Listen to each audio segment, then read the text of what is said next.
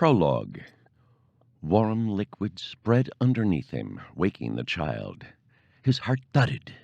Cold sweat joined the urine-soaking his sheet. Panic made his breath come in short, sharp spurts. Tears welled up in his eyes. He tried to calm down with no avail.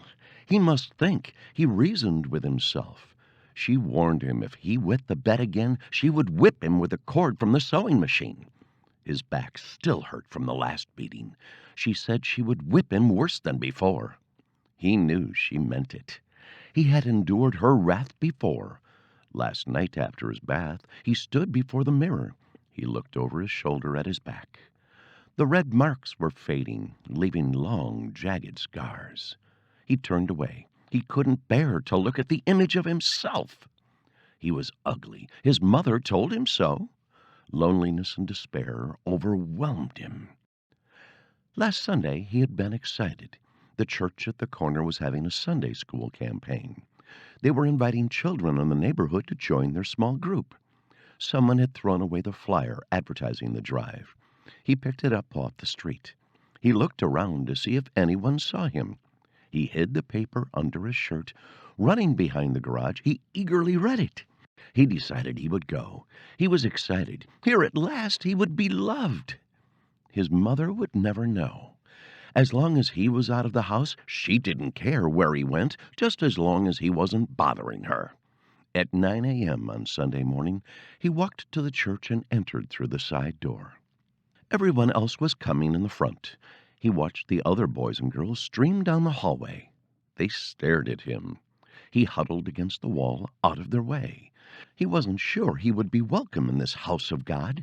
After all, no one had given him the invitation. He just found it.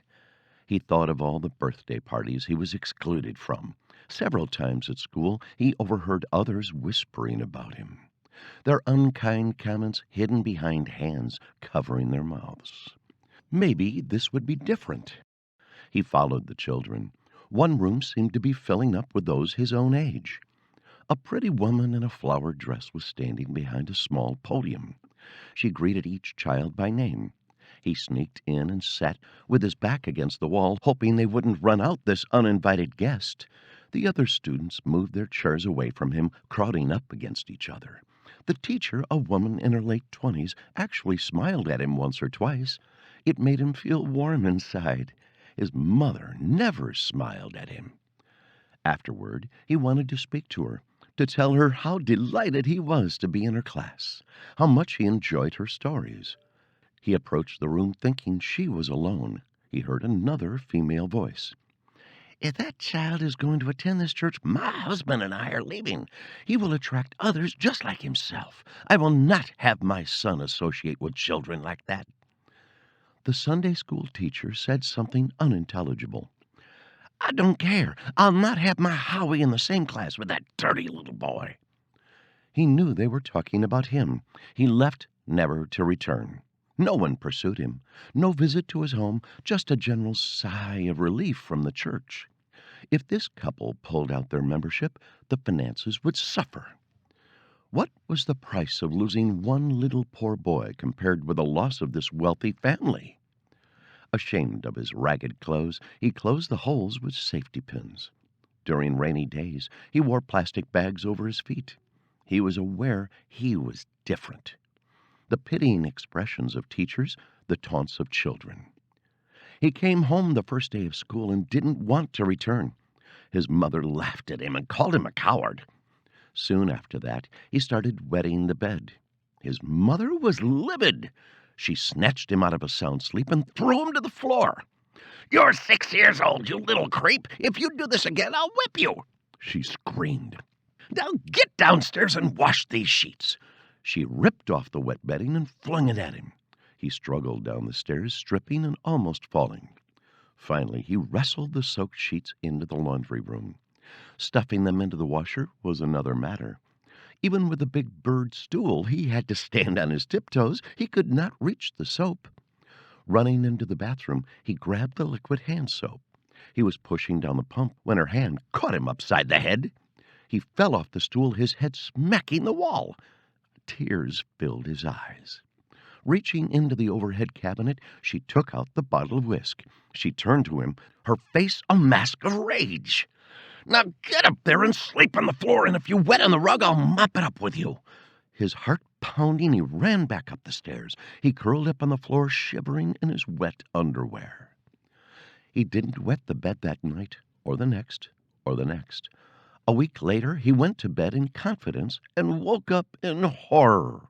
His mother gripped his shoulder, her fingers digging into his flesh like the claws of a cat. The pool of urine underneath him was turning cold. She jerked him off the bed and dropped him on the floor.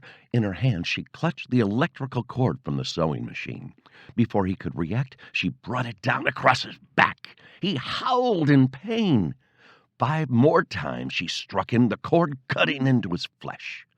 She left him blubbering on the floor, his back oozing blood. "Clean up this mess and get to bed, and don't get blood on the sheets." Then she was gone, leaving her son weeping in pain and humiliation. Now, 5 weeks later, he woke in a wet bed, quaking in fear. Jumping up, he tore the sheets off and stuffed them under the bed. Running to the chest, he replaced the wet sheets with clean ones. He stretched them out the best he could and leaped into the bed. He heard his mother coming up the stairs. Her steps approached his room. He pretended to be asleep. She flung open the door. "Get up and get to school," she said. Turning, she left. He breathed a sigh of relief. She would be at work when he came home from school. He could wash the sheets then, and his mother would never know. That afternoon he hurried home, running all the way. He took the shortcut through the old man Blevins' yard. Rounding the house, he stopped dead in his tracks. His mother's car was in the driveway. Ever so quietly, he entered through the front door and tiptoed up the stairs. There was thunder in the air. It boomed, shaking the house. He used it to cover the squeak on the 5th step.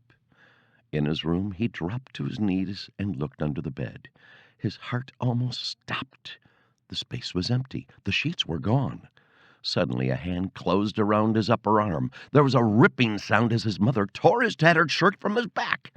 For the next 5 minutes, he endured the worst whipping of his young life. Blood trickled down his back, pooling in the waistband of his pants. He shrieked in agony and despair. "Didn't think I'd find them, did you? You're worse than worthless," she screamed, her arm pounding away. "I should have killed you when you were little. I should have given you away. Now you're too big. Nobody wants you." She finished with a cut across his shoulder that reached to his stomach, catching his belly button. She flung him away from her. "Now get out of here." She whipped the cord at the child, catching him on the leg. Limping, he ran down the stairs. Halfway down, he stumbled, falling the rest of the way. Picking himself up, he charged out of the house and across the porch. Hidden behind the garage, he curled up on the ground. In misery, he began to sob. A cold rain peppered the ground. He barely felt it. No one loved him. No one cared. His own mother wished he was dead. Mercifully, he slept. 2 hours later, he awoke in the dark. Rain still fell.